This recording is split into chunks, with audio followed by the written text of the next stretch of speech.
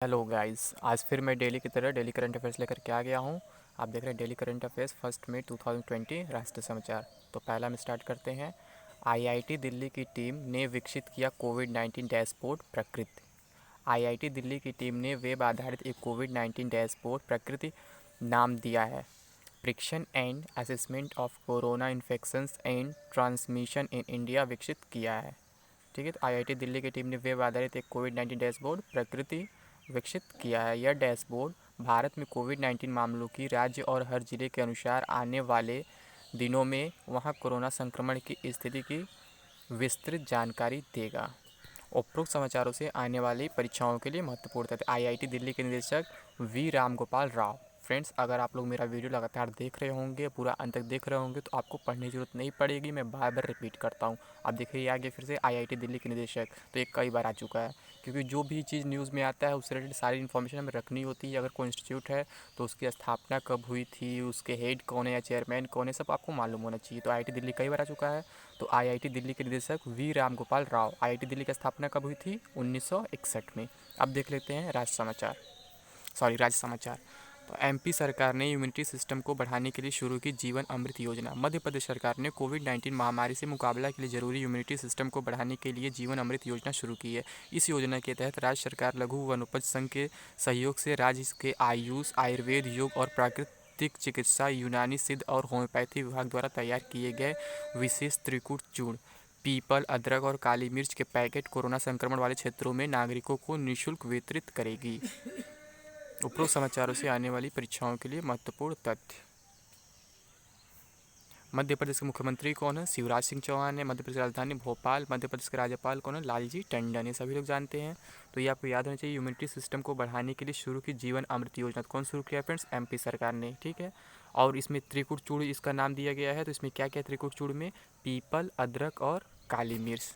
ठीक है, अब देखते हैं नेक्स्ट। एडीबी ने महाराष्ट्र को ऊर्जा क्षेत्र में सहयोग करने के लिए $346 मिलियन के ऋण को दी मंजूरी। एशियन डेवलपमेंट बैंक एडीबी ने महाराष्ट्र के ग्रामीण क्षेत्रों में भरोसेमंद बिजली कनेक्शन प्रदान करने के लिए महाराष्ट्र राज्य सरकार को $346 मिलियन अमेरिकी डॉलर लगभग 2,616 करोड़ रुपए का ऋण देने की सहमति जताई है। यह ऋण महाराष्ट्र में नए ग्रिड से जुड़े ग्रामीण कृषि उपभोक्ताओं के लिए राज्य सरकार के उच्च वोल्टेज वितरण प्रणाली HVDS कार्यक्रम का समर्थन करेगा। उपरोक्त समाचार से आने वाली परीक्षाओं के लिए महत्वपूर्ण है। आप जानते हैं एडीबी भी कई बार आ चुका है, बार बार आता है। तो एशियन डेवलपमेंट बैंक के अध्यक्ष कौन है? मासत्सुग अस्कावा। अभी कल भी आया था। तो एडीबी के अध्यक्ष कौन है?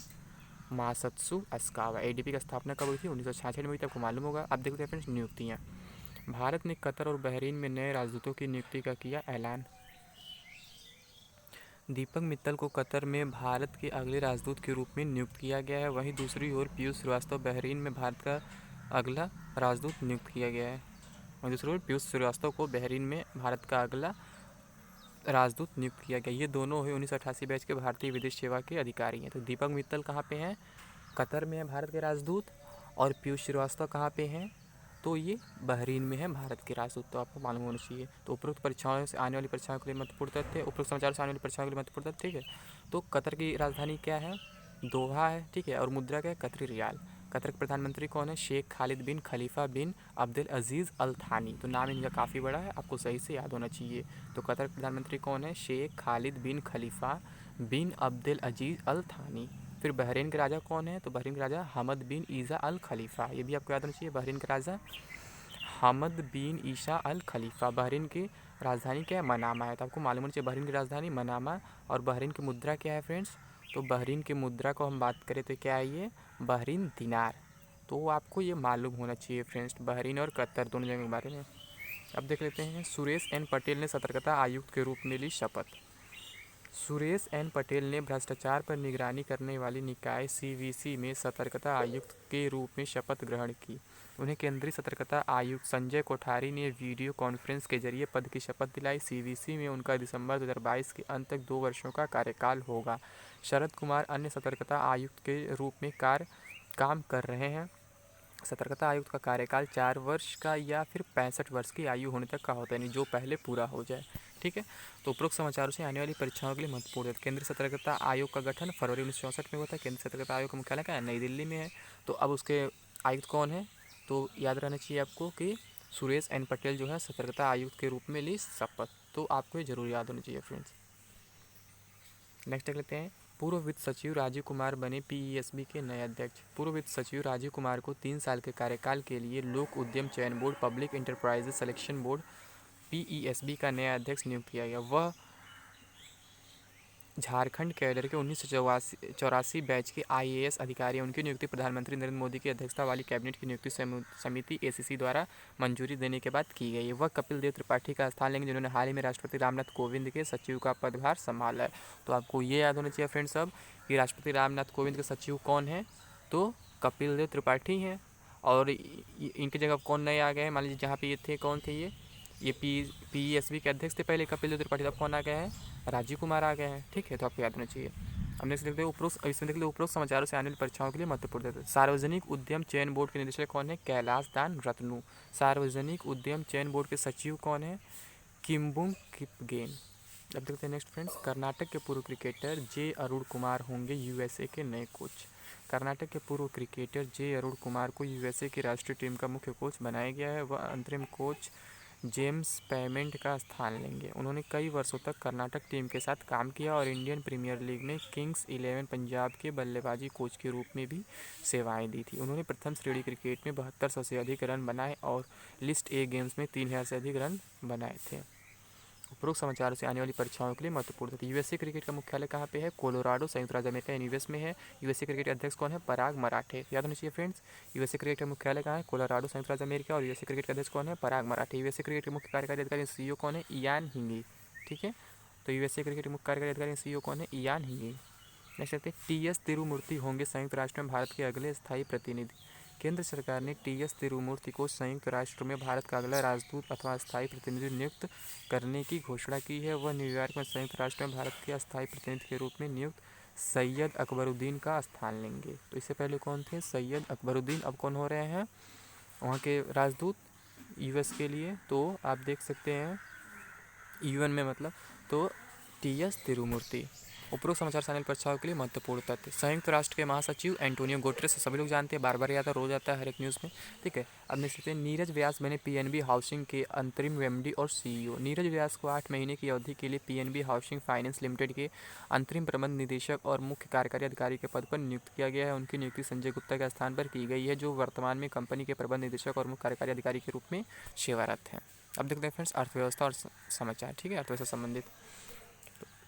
CRISIL यानी क्रिसिल ने वित्त वर्ष 2021 के लिए भारत की जीडीपी ग्रोथ को 3.5% से घटाकर किया 1.8%। रेटिंग एजेंसी क्रिसिल ने वित्त वर्ष 2020-21 में भारत की जीडीपी विकास दर के अपने पहले अनुमान को घटाकर 3.5% से 0.8% कर दिया है। क्रिसिल ने कोविड-19 महामारी को नियंत्रित करने के लिए लगाए गए लॉकडाउन के प्रभाव के कारण कुल 10 लाख करोड़ रुपये या प्रति व्यक्ति में 7,000 रुपये का नुकसान होने का अनुमान लगाया है। उपरोक्त समाचारों से आने वाली परीक्षाओं के लिए महत्वपूर्ण थे। क्रिसिल के सीईओ कौन है, आशुष सुयस है, तो आपको मालूम होना चाहिए क्रिसिल के सीईओ कौन है, आशुष सुयस। ये भी क्रिसिल बार बार आ चुका है। क्रिसिल के मुख्य अर्थशास्त्री कौन है, धर्मकीर्ति जोशी, तो आपको मालूम चाहिए क्रिसिल मुख्य अर्थशास्त्री धर्मकीर्ति जोशी। क्रिसिल का मुख्यालय कहाँ है, मुंबई में है। नेक्स्ट कहते हैं। मूडीज़ ने भारत के जीडीपी पूर्वानुमान को 2.5 से घटाकर किया 0.2%। मूडीज इन्वेस्टर्स सर्विस ने मार्च में कैलेंडर वर्ष 2020 के लिए लगाए भारत के जीडीपी ग्रोथ अनुमान 2.5% घटाकर 0.2% कर दिया है। साथ ही मूडीज ने 2021 में भारत की जीडीपी दर 6.2% रहने का अनुमान भी लगाया। मूडीज द्वारा केवल चीन, भारत और इंडोनेशिया के 2020 का आर्थिक विकास अनुमान लगाया गया है। मूडीज ने यह कटौती कोरोना वायरस महामारी कारण लगे देशव्यापी लॉकडाउन से भारत में पड़ने वाले आर्थिक प्रभाव के चलते की है। उपरोक्त समाचारों से आने वाली परीक्षाओं के लिए महत्वपूर्ण है। मूडीज का मुख्यालय क्या है, न्यूयॉर्क यूएसए में है। ठीक है, आपको याद होना चाहिए न्यूयॉर्क अमेरिका। मूडीज़ के अध्यक्ष और सीईओ कौन है, रेमंड वाइटहेड मैकडैनियल जूनियर। ठीक है, तो मूडीज़ के अध्यक्ष सीईओ कौन, रेमंड वाइटहेड मैकडैनियल जूनियर। नेक्स्ट देखते हैं खेल समाचार। आईसीसी ने दीपक अग्रवाल को क्रिकेट की सभी गतिविधियों 2 साल के लिए किया बैन। अंतर्राष्ट्रीय क्रिकेट परिषद आईसीसी द्वारा दीपक अग्रवाल पर 2 साल के लिए क्रिकेट संबंधित किसी भी गतिविधियों में हिस्सा लेने पर बैन लगा दिया गया। आईसीसी द्वारा उन पर यह प्रतिबंध आईसीसी एंटी करप्शन कोड का उल्लंघन करने के आरोप को स्वीकार करने के बाद लगाया गया। अब दीपक 27 अक्टूबर 2021 के बाद क्रिकेट संबंधित गतिविधियों में अपनी भागीदारी जारी रखने के लिए स्वतंत्र होंगे। अब देखते हैं फ्रेंड्स महत्वपूर्ण दिन। इंटरनेशनल जैज़ डे 30 अप्रैल जो भी कल मनाया गया। हर साल 30 अप्रैल को दुनिया भर में इंटरनेशनल जैज़ डे या अंतर्राष्ट्रीय जैज़ दिवस मनाया जाता है। इस दिन को मनाए जाने का उद्देश्य शांति, एकता, लोगों के बीच संवाद और सहयोग बढ़ाने और एक शैक्षिक साधन के रूप में जैज़ की खूबियों के बारे में दुनिया भर में जागरूकता पैदा करना। इस वर्ष अंतर्राष्ट्रीय जैज़ दिवस का 9वां संस्करण है। उपरोक्त समाचारों से आने वाली परीक्षाओं के महत्वपूर्ण तथ्य। यूनेस्को के महानिदेशक ऑड्रे अजोले, ये बार बार फ्रेंड्स आपको याद होगा, यूनेस्को का गठन कब हुआ था? 4 नवंबर 1946। यूनेस्को का मुख्यालय कहाँ? Paris, France. तो यूनेस्को को तो आप लोग एकदम रट लिए होंगे अच्छे से, क्योंकि बार बार आता है फ्रेंड्स, हर एक दिन 2 दिन आ ही जाता है। तो यूनेस्को के महानिदेशक कौन है? Audrey Azoulay. यूनेस्को का गठन कब हुआ था? 4 नवंबर 1946 को हुआ था। यूनेस्को का मुख्यालय कहाँ है? पेरिस यानी फ्रांस में है। अब देख लेते हैं आयुष्मान भारत दिवस 30 अप्रैल भी कल मनाया गया। अभी राष्ट्र ने, यहाँ आज लिखा था कल हो जाएगा क्योंकि कल का पीडीएफ बना रहता है, तो राष्ट्र ने कल यानी 30 अप्रैल को आयुष्मान भारत दिवस मनाया। इस दिन का उद्देश्य सामाजिक, आर्थिक, जाति जनगणना डेटाबेस के आधार पर देश के दूर दराज के क्षेत्रों में किफ़ायती चिकित्सा सुविधाओं को बढ़ावा देना है। साथ ही इसका लक्ष्य गरीबों के स्वास्थ्य और कल्याण के लिए कार्य करना और बीमा लाभ प्रदान करेगा। यह दिन राष्ट्रीय के महत्व का दिन इसलिए भी क्योंकि आज के दिन ही आयुष्मान भारत योजना का शुभारंभ किया गया था, यानी 30 अप्रैल को ही, जिसे प्रधानमंत्री जन आरोग्य योजना PMJY के रूप में भी जाना जाता है। ठीक है, तो जो अब यहाँ से एक और क्वेश्चन मिल गया आपको कि प्रधानमंत्री जन आरोग्य योजना यानी PMJY कब लागू किया था? 30 अप्रैल को शुरू किया गया था, शुभारंभ किया गया था, जिसे आयुष्मान भारत योजना भी कहते हैं। ठीक है, अब देखते हैं उपरोक्त समाचारों से आने वाली परीक्षा के लिए महत्वपूर्ण तथ्य। तो आयुर्वेद, योगा और प्राकृतिक चिकित्सा, यूनानी, सिद्धा, होम्योपैथिक मंत्रालय आयुष के राज्य मंत्री स्वतंत्र प्रभार कौन है? श्रीपाद येशो नाइक। आपको याद होना चाहिए फ्रेंड्स, श्रीपाद येशो नाइक। अब देखते हैं फ्रेंड्स लास्ट में निधन। बॉलीवुड के स्टार अभिनेता ऋषि कपूर का निधन, जो मैं कल ही बता दिया था, लेकिन कहा था कुछ डिटेल आज दूंगा, तो आज दे रहा हूँ डिटेल फ्रेंड्स। अभी राष्ट्रीय फिल्म पुरस्कार जीतने वाले बॉलीवुड स्टार अभिनेता ऋषि कपूर का निधन। उनका फिल्म उद्योग में लगभग 40 वर्षों से भी अधिक का शानदार अभिनय करियर रहा। उनके फिल्मी करियर की शुरुआत 1970 की फिल्म मेरा नाम जोकर से एक बाल कलाकार के रूप में हुई थी, जिसके लिए उन्हें राष्ट्रीय फिल्म पुरस्कार भी दिया गया था। इसके अलावा वह पहली बार मुख्य अभिनेता के तौर पर 1973 की फिल्म बॉबी में नजर आए थे, जिसके लिए उन्हें फिल्म फेयर सर्वश्रेष्ठ अभिनेता पुरस्कार से सम्मानित किया गया था। तो फ्रेंड्स आज के लिए बस इतना ही। अब अगर ये वीडियो आप लास्ट तक देख रहे, इसे लाइक करें, कमेंट करें, जैसे शेयर करें, और अगर अभी तक आपने मेरे चैनल को सब्सक्राइब नहीं किया, सब्सक्राइब कर लें। इसके साथ साथ बेल आइकन बटन दबाना ना भूलें, ताकि आपको लगातार नोटिफिकेशन मिलता रहे और आप मेरा वीडियो सबसे पहले देख सकें। और फ्रेंड्स इसका PDF के लिए आपको क्या करना होगा? व्हाट्सएप ग्रुप ज्वाइन करना पड़ेगा, जिसका लिंक मैं डिस्क्रिप्शन बॉक्स में दे रहा हूँ। वहाँ पे आप ज्वाइन करके वहाँ से PDF आप पा सकते हैं आराम से। और इसके साथ साथ अगर आपने अभी तक हमको फेसबुक, इंस्टा, ट्विटर फॉलो कर सकते हैं। इन सभी का लिंक भी आपको डिस्क्रिप्शन बॉक्स में मिल जाएगा फ्रेंड्स। वहाँ पे क्लिक करके आप मुझे फॉलो कर सकते हैं। फॉलो करने से ये फ़ायदा होता है फ्रेंड, जब आप मुझे DM करते हैं तो आपको मैसेज मुझे डायरेक्टली मिल जाता है। अगर अदरवाइज आप बिना फॉलो के मुझे DM करते हैं तो आपका मैसेज स्पैम में चला जाता है, मैं देख नहीं पाता हूँ। इसलिए मैं आप लोग को फॉलो करने के लिए बार बार करता हूँ। तो थैंक यू फ्रेंड्स।